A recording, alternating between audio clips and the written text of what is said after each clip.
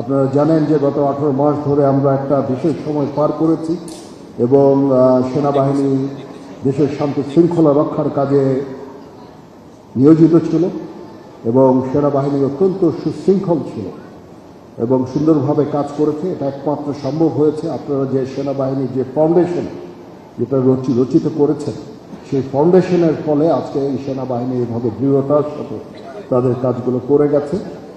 সেই আঙ্গিকেও আমি অত্যন্ত শ্রদ্ধা ভরে আপনাদেরকে স্মরণ করছি এবং আমি যখন সেনাবাহিনীতে জয়েন করি তখন আপনারা সেনাবাহিনীতে ছিলেন, বিভিন্ন পর্যায়ে ছিলেন এবং আমরা অনেক কিছু আপনাদের কাছ থেকে শিখেছি। আপনারা এসে আমাদের সাথে যোগদান করায় আজকে ইফতারিতে আমরা অত্যন্ত সম্মানিত বোধ করছি।